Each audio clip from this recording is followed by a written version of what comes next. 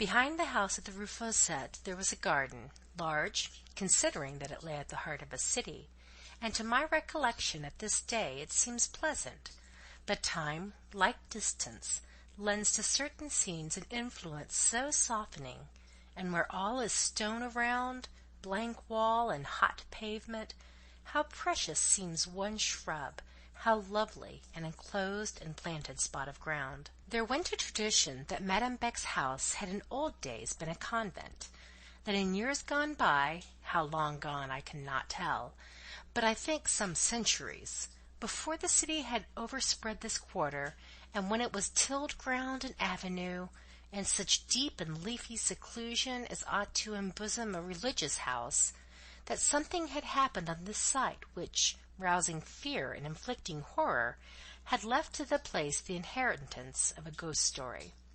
A vague tale went of a black and white nun, sometimes, on some night or nights of the year, seen in some part of this vicinage. The ghost must have been built out of some ages ago, for there were houses all round now, but certain convent relics, in the shape of old and huge fruit trees, yet consecrated the spot, and, at the foot of one, a Methuselah of a pear tree, dead, all but a few boughs which still faithfully renewed their perfumed snow in spring, and their honey-sweet pendants in autumn. You saw, in scraping away the mossy earth beneath the half-bared roots, a glimpse of slab, smooth, hard, and black. The legend went, unconfirmed and unaccredited, but still propagated, that this was the portal of a vault, imprisoning deep beneath that ground, on whose surface grass grew and flowers bloomed, the bones of a girl whom a monkish conclave of her drear Middle Ages had here buried alive for some sin against her vow. Her shadow it was that tremblers had feared through long generations after her poor frame was dust, and her black robe and white veil that, for timid eyes, moonlight and shade had mocked, as they had fluctuated in the night wind through the garden thicket. Independently of romantic rubbish, however, that old garden had its charms. On summer mornings I used to rise early to enjoy them alone, on summer evenings to linger solitary, to keep tryst with the rising moon, or taste one kiss of the evening breeze, or fancy rather than feel the freshness of dew descending. The turf was verdant, the gravelled walks were white, the sun-bright nasturtiums clustered beautiful about the roots of the doddered orchard giants. There was a large berceau, above which spread the shade of acacia. There was a smaller, more sequestered bower, nestled in the vines which ran all along a high and grey wall, and gathered their tendrils in a knot of beauty, and hung their clusters in loving profusion about the favoured spot where jasmine and ivy met and married them.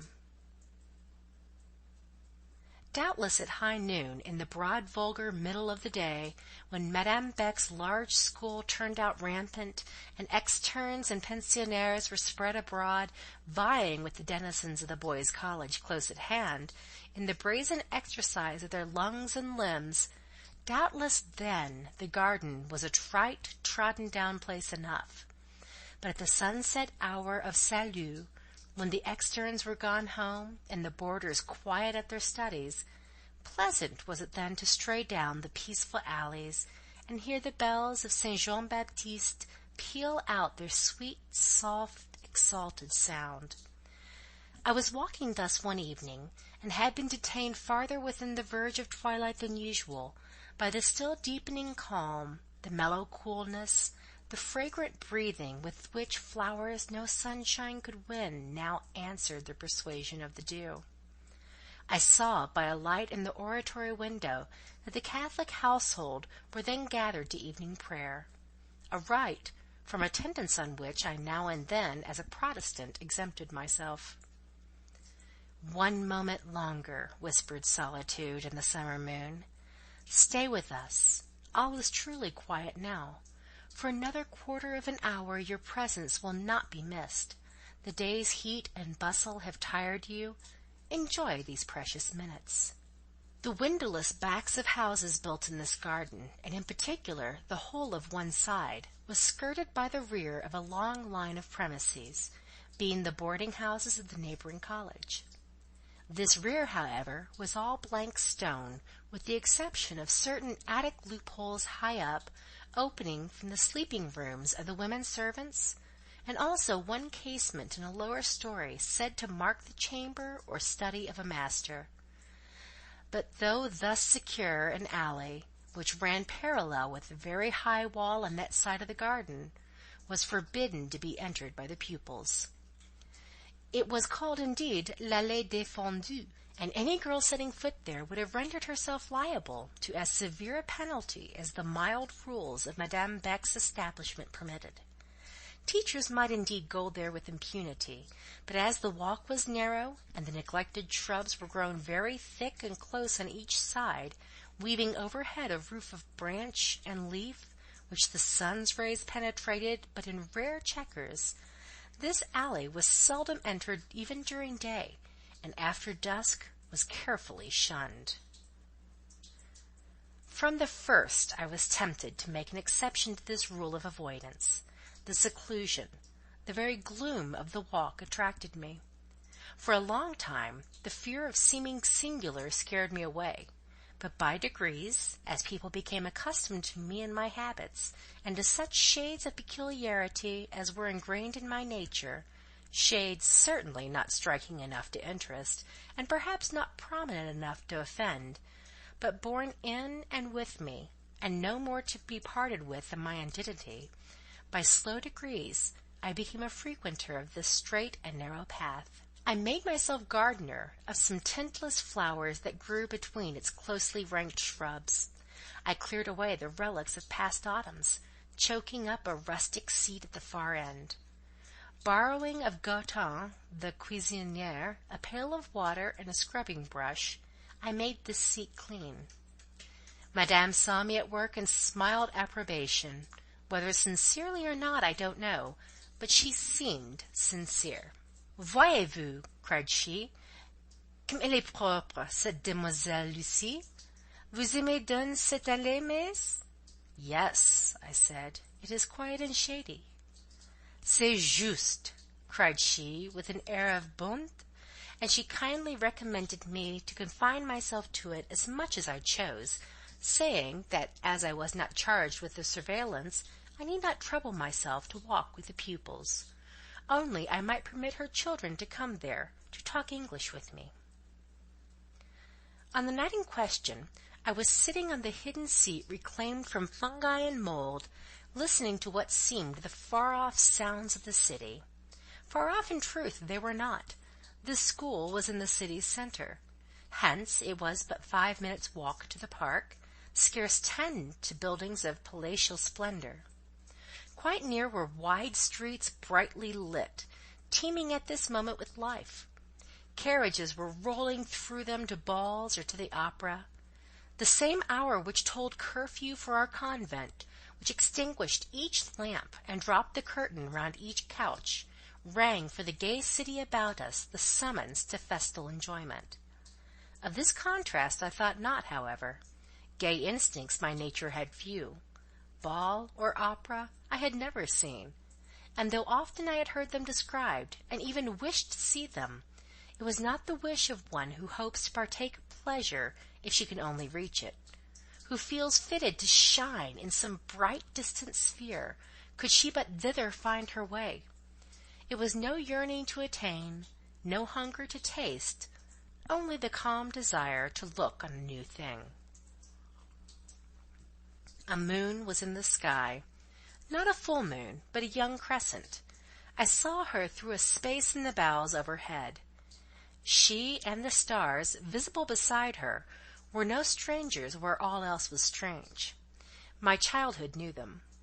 I had seen that golden sign with the dark globe in its curve, leaning back on azure, beside an old thorn at the top of an old field in old England, in long days past, just as it had now leaned back beside a stately spire in this continental capital. Oh, my childhood! I had feelings, passive as I lived, little as I spoke, cold as I looked, when I thought of past days, I could feel. About the present, it was better to be stoical. About the future, such a future as mine, to be dead. And in catalepsy and a dead trance, I studiously held the quick of my nature. At that time, I well remember what could excite. Certain accidents of weather, for example, were almost dreaded by me, because they woke the being I was always lulling, and stirred up a craving cry I could not satisfy. One night a thunderstorm broke. A sort of hurricane shook us in our beds. The Catholics rose in panic and prayed to their saints. As for me, the tempest took hold of me with tyranny. I was roughly roused and obliged to live. I got up and dressed myself, and creeping outside the casement close by my bed, sat on its ledge, with my feet on the roof of a lower adjoining building. It was wet, it was wild, it was pitch dark. Within the dormitory they gathered round the night lamp in consternation, praying loudly. I could not go in. Too resistless was the delight of staying with the wild hour, black and full of thunder, pealing out such an ode as language never delivered to man. Too terribly glorious, the spectacle of clouds, split and pierced by white and blinding bolts. I did long achingly then, and for 24 hours afterwards, for something to fetch me out of my present existence, and lead me upwards and onwards. This longing, and all of a similar kind, it was necessary to knock on the head, which I did, figuratively, after the manner of Jael to Sisera, driving a nail through their temples. Unlike Sisera, they did not die, but they were transiently stunned, and at intervals would turn on the nail with a rebellious wrench. Then did the temples bleed, and the brain thrill to its core. To-night I was not so mutinous, not so miserable. My Sisera lay quiet in the tent, slumbering, and if his pain ached through his slumbers, something like an angel, the ideal, knelt near, dropping balm on the soothed temples, holding before the sealed eyes a magic glass, of which the sweet and solemn visions were repeated in dreams, and shedding a reflex from her moonlight wings and robe over the transfixed sleeper, over the tent threshold, over all the landscape lying without. Jael, the stern woman, sat apart, relenting somewhat over her captive, but more prone to dwell on the faithful exception of Heber coming home. By which words I mean that the cool peace and dewy sweetness of the night filled me with a mood of hope. Not hope on any definite point, but a general sense of encouragement and heart ease. Should not such a mood, so sweet, so tranquil, so unwonted, have been the harbinger of good? Alas, no good came of it. Presently the rude reel burst coarsely in, all evil, grovelling, and repellent, as she too often is. Amid the intense stillness of that pile of stone overlooking the walk, the trees, the high wall, I heard a sound. A casement, all the windows here are casements opening on hinges, creaked. Ere I had time to look up and mark where, in which story, or by whom unclosed, a tree overhead shook, as if struck by a missile. Some object dropped prone at my feet. 9 was striking by St. Jean-Baptiste's clock. Day was fading, but it was not dark. The crescent moon aided little, but the deep gilding of that point in heaven where the sun beamed last, and the crystalline clearness of a wide space above, sustained the summer twilight. Even in my dark walk I could, by approaching an opening, have managed to read print of a small type. Easy was it to see then that the missile was a box. A small box of white and colored ivory. Its loose lid opened in my hand. Violets lay within. Violets smothering a closely folded bit of pink paper, a note superscribed, "Pour la robe grise." I wore indeed a dress of French grey. Good. Was this a billet doux? A thing I had heard of, but hitherto had not had the honour of seeing or handling. Was it this sort of commodity I held between my finger and thumb at this moment? Scarcely. I did not dream it for a minute. Suitor or admirer my very thoughts had not conceived. All the teachers had dreams of some lover. One, but she was naturally of a credulous turn, believed in a future husband. All the pupils above 14 knew of some prospective bridegroom. 2 or 3 were already affianced by their parents, and had been so from childhood. But into the realm of feelings and hopes which such prospects open, my speculations, far less my presumptions, had never once had warrant to intrude. If the other teachers went into town, or took a walk on the boulevards, or only attended mass, they were very certain, according to the accounts brought back, to meet with some individual of the opposite sex, whose rapt, earnest gaze assured them of their power to strike and to attract. I can't say that my experience tallied with theirs in this respect. I went to church and I took walks, and am very well convinced that nobody minded me. There was not a girl or woman in the Rue Fossette who could not and did not testify to having received an admiring beam from our young doctor's blue eyes at one time or another. I am obliged, however, humbling it may sound, to accept myself. As far as I was concerned, those blue eyes were guiltless, and calm as the sea, to whose tent theirs seemed akin. So it came to pass that I heard the others talk, wondered often at their gaiety, security, and self-satisfaction, but did not trouble myself to look up and gaze along the path they seemed so certain of treading. This, then, was no billet doux. It was in settled conviction to the contrary that I quietly opened it.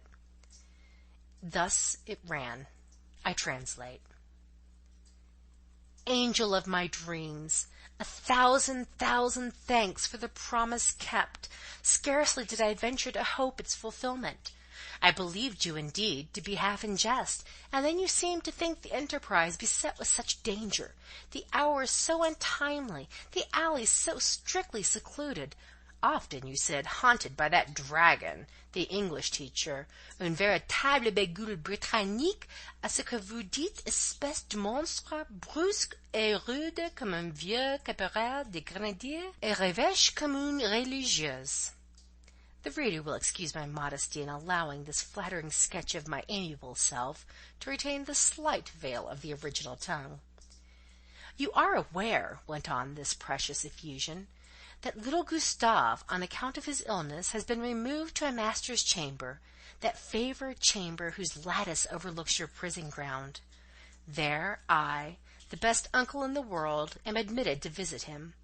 How tremblingly I approached the window and glanced into your Eden, an Eden for me, though a desert for you.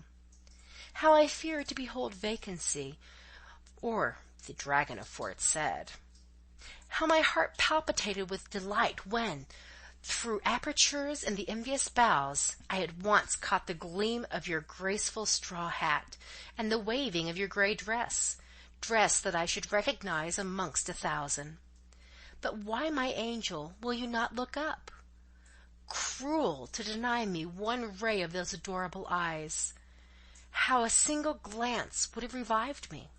I write this in fiery haste, while the physician examines Gustave.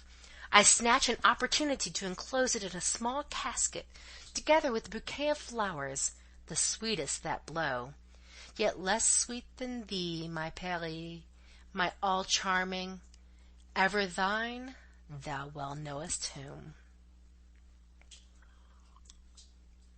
I wish I did know whom, was my comment, and the wish bore even closer reference to the person addressed in this choice document than to the writer thereof. Perhaps it was from the fiancé of one of the engaged pupils, and, in that case, there was no great harm done or intended, only a small irregularity. Several of the girls, the majority indeed, had brothers or cousins at the neighbouring college. But la robe grise, le chapeau de paille, here surely was a clue, a very confusing one. The straw hat was an ordinary garden head-screen, common to a score besides myself. The grey dress hardly gave more definite indication. Madame Beck herself ordinarily wore a grey dress. Just now, another teacher and 3 of the pensionnaires had grey dresses purchased of the same shade and fabric as mine. It was a sort of everyday wear which happened at that time to be in vogue.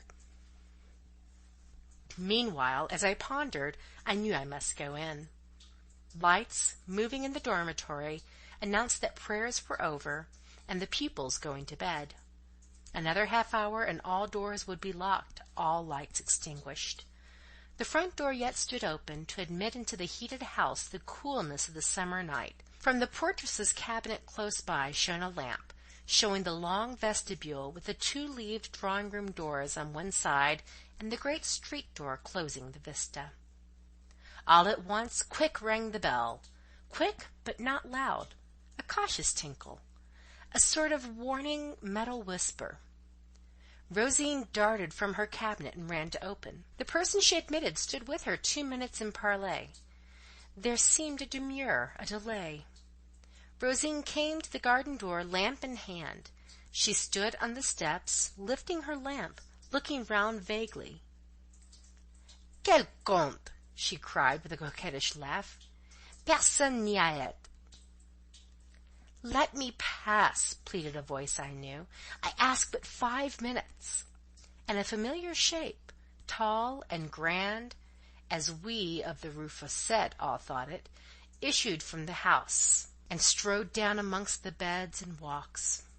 It was a sacrilege, the intrusion of a man into that spot at that hour, but he knew himself privileged, and perhaps he trusted to the friendly night.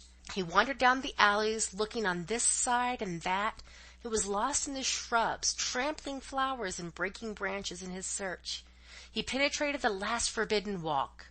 There I met him like some ghost, I suppose. "Dr. John, it is found." He did not ask by whom, for with his quick eye he perceived that I held it in my hand. "Do not betray her," he said, looking at me as if I were indeed a dragon. "Were I ever so disposed to treachery, I cannot betray what I do not know," was my answer. "Read the note, and you will see how little it reveals." Perhaps you have read it, I thought to myself, and yet I could not believe he wrote it. That could hardly be his style. Besides, I was fool enough to think there would be a degree of hardship in his calling me such names. His own look vindicated him. He grew hot and coloured as he read. "This is indeed too much. This is cruel. This is humiliating," were the words that fell from him. I thought it was cruel when I saw his countenance so moved. No matter whether he was to blame or not, somebody, it seemed to me, must be more to blame. "What shall you do about it?" he inquired of me. "Shall you tell Madame Beck what you have found, and cause a stir, an esclandre?" I thought I ought to tell, and said so, adding that I did not believe there would be either stir or esclandre. Madame was much too prudent to make a noise about an affair of that sort connected with her establishment. He stood looking down and meditating. He was both too proud and too honourable to entreat my secrecy on a point which duty evidently commanded me to communicate. I wished to do right, yet loathed to grieve or injure him. Just then Rosine glanced out through the open door. She could not see us, though between the trees I could plainly see her. Her dress was grey, like mine. This circumstance, taken in connection with prior transactions, suggested to me that perhaps the case, however deplorable, was one in which I was under no obligation whatever to concern myself.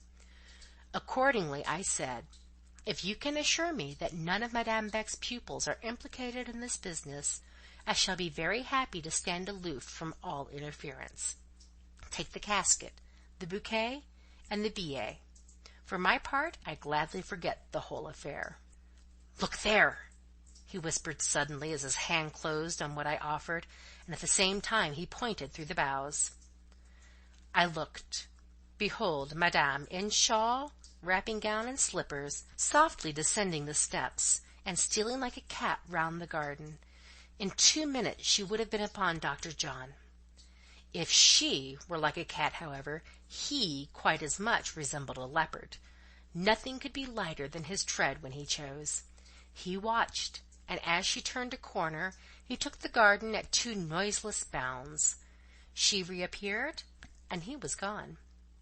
Rosine helped him instantly, interposing the door between him and his huntress. I, too, might have got away, but I preferred to meet Madame openly. Though it was my frequent and well-known custom to spend twilight in the garden, yet never till now had I remained so late. Full sure was I that Madame had missed, was come in search of me, and designed now to pounce on the defaulter unawares. I expected a reprimand. No, Madame was all goodness. She tendered not even a remonstrance. She testified no shade of surprise. With that consummate tact of hers, in which I believe she was never surpassed by living thing, she even professed merely to have issued forth to taste la brise du soir. "Quelle belle nuit!" cried she, looking up at the stars. The moon was now gone behind the broad tower of Jean Baptiste. "Qu'il fait bon, que l'air est frais." And instead of sending me in, she detained me to take a few turns with her down the principal alley. When at last we both re-entered, she leaned affably on my shoulder by way of support in mounting the front door steps. At parting, her cheek was presented to my lips, and "Bonsoir, ma bonne amie, dormez bien," was her kindly adieu for the night. I caught myself smiling as I lay awake and thoughtful on my couch, smiling at Madame. The unction, the suavity of her behaviour offered, for one who knew her, a sure token that suspicion of some kind was busy in her brain. From some aperture or summit of observation, through parted bough or open window, she had doubtless caught a glimpse, remote or near, deceptive or instructive, of that night's transactions. Finely accomplished as she was in the art of surveillance, it was next to impossible that a casket could be thrown into her garden, or an interloper could cross her walks to seek it, without that she, in shaken branch, passing shade, unwonted footfall, or stilly murmur, and though Dr. John had spoken very low in the few words he dropped me, yet the hum of his man's voice pervaded, I thought, the whole conventual ground. Without, I say, that she should have caught intimation of things extraordinary transpiring on her premises. What things, she might by no means see, or at that time be able to discover, but a delicious little ravelled plot lay tempting her to disentanglement, and in the midst, folded round and round in the cobwebs, had she not secured Miss Lucy, clumsily involved, like the foolish fly she was. End of Chapter 12, The Casket. Read by Tora in Yellowstone National Park, December 2006.